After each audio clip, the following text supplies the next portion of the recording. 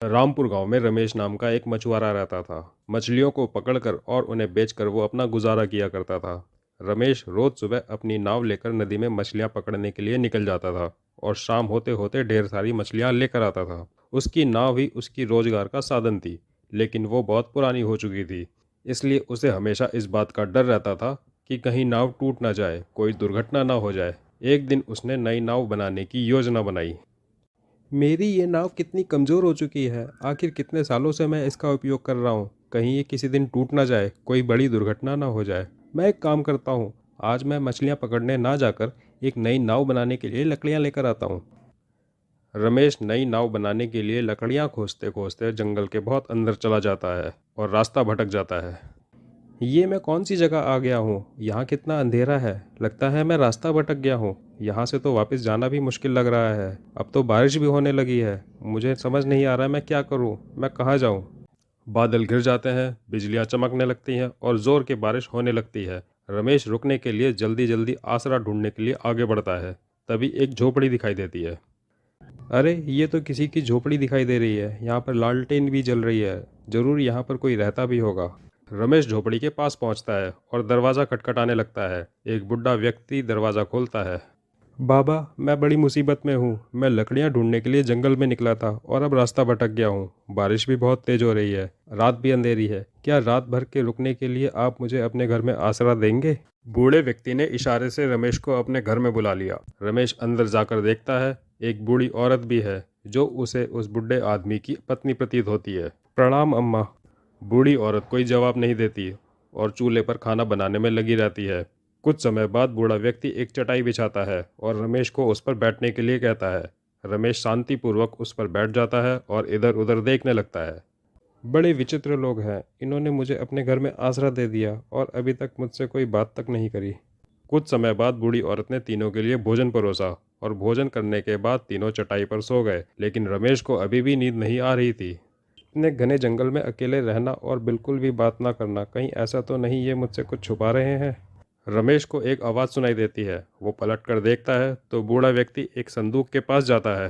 संदूक में से एक टोपी निकालता है और पहन लेता है। गिली गिली छू उड़ जा तू।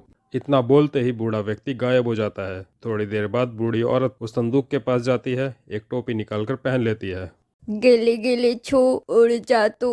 और बूढ़ी औरत भी गायब हो जाती है। ये सब देखकर रमेश हैरान रह जाता है। मैं तो यहाँ पर अकेला रह गया। अब मैं क्या करूँ? जाकर देखता हूँ उस संदूक में है क्या। रमेश को संदूक में एक टोपी दिखाई देती है। वो उस टोपी को पहन लेता है। गिली गिली छू उड़ जा तू।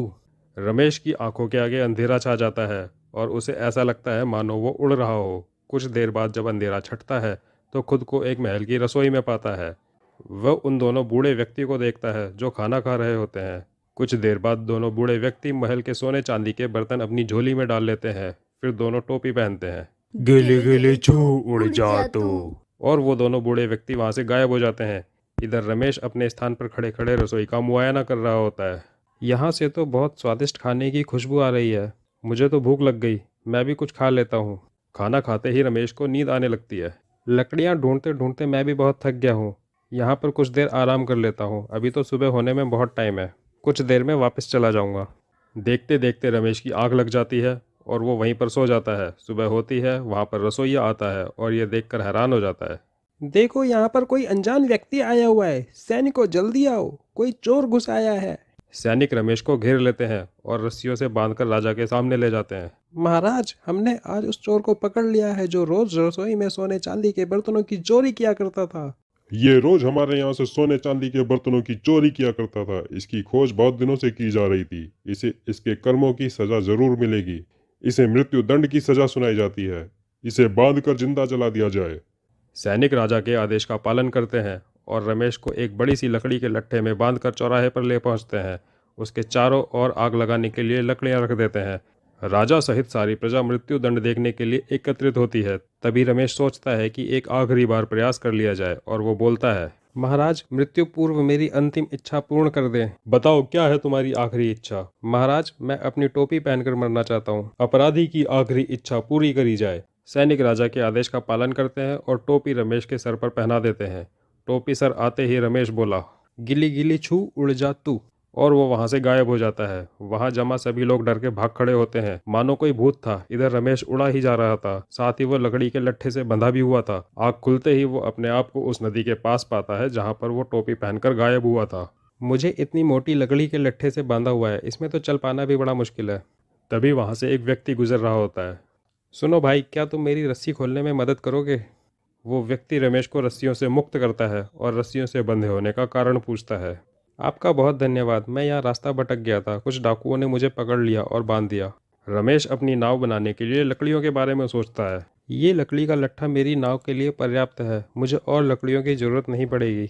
रमेश को बहुत सारी लकड़ियाँ मिल जाती हैं, जिससे वो अपनी नाव बना लेता है। इधर जादुई टोपी भी उसके पास ही रहती है, लेकिन वो उसका दोबारा उपयोग नहीं करता। वो अपने साधारण जीवन में सुखी ही रहता है। दोस्तों, हमें दूसरों की सहायता करनी चाहिए, क्योंकि हम दूसरों का भला करेंगे तो हमारे साथ भी भला ही होगा। दोस्तों, हमारी कहानी आपको कैसी लगी हमें कमेंट करके ज़रूर बताइएगा और चैनल को लाइक, शेयर और सब्सक्राइब ज़रूर करिएगा। धन्यवाद।